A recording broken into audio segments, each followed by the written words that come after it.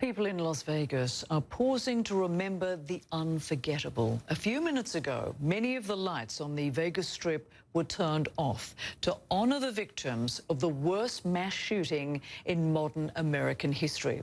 58 people attending a country music concert were killed 1 year ago after a gunman opened fire from his hotel room window. The names of each of the 58 victims were also read aloud during the ceremony. Another 500 people were injured during that tragic shooting.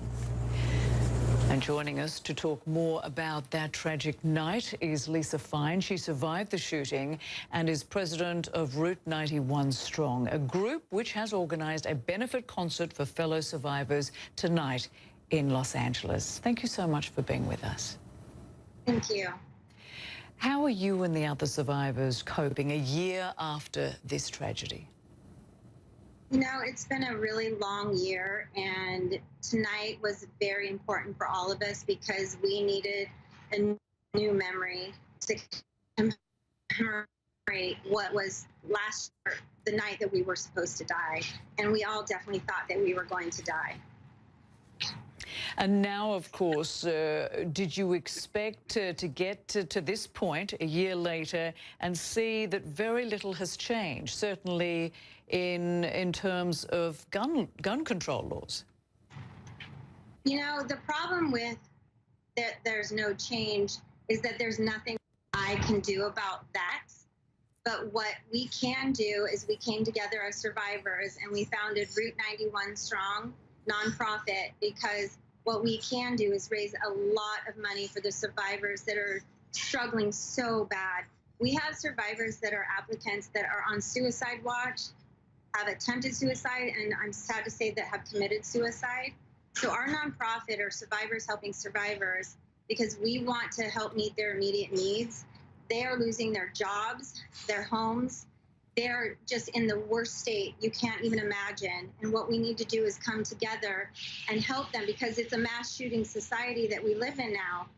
And that's why we need to do what we're doing and unite. We need to be vigilant. We can't be complacent. We need to make a difference together.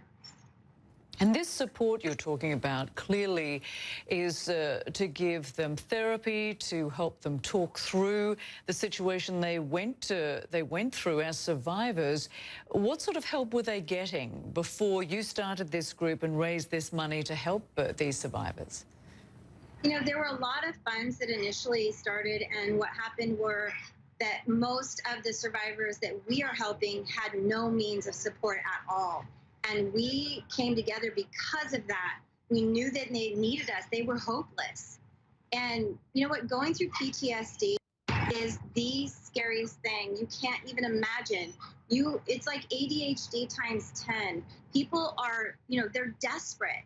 It's their darkest hours. And for them not to have any help, that's why we came together, and we will move mountains for them. I was in the front row, in the VIP section, and bullets were 6 inches from my head and my co-founder's head. He was 11 seats away from me that night. And you know what? Listening to people being murdered, and I mean, at a concert, this is insanity. Automatic weapons shooting down on us, and we were supposed to all die that night, and that was the intention. And you know what? A lot of us lived. And so instead of, you know, this evil monster and bringing dark into our lives, what we're going to do is take light and love, and what we're going to bring for Route91Strong nonprofit, for all the survivors that need our help from gun violence, we're going to bring support and hope and strength and change and love. Lisa, it is just simply horrifying to think what you and the other survivors went through on that night. And a year later, we're no closer to knowing why the gunman did this. Would knowing his motive make any difference at all in the healing process or going forward, or does it make no difference at all? You know what? I always had an idea that we may never know what or why. And I had to reconcile that personally for me. And I have to let that go, because I have to do something with my life. I get a second chance. And so do our co-founders, who are also survivors.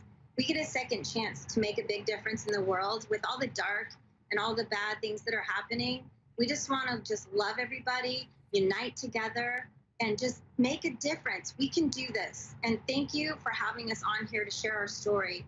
It means everything to us. There are survivors that came to our event tonight. There were 50 survivors, and we all had a moment of silence, 58 seconds of silence for each one of those precious lives that were taken. You can do this, and you will do this. Lisa Fine, thank you so much for talking with us and all of your brave efforts. You and all of the other survivors, we do wish you the very best. Thank you so much.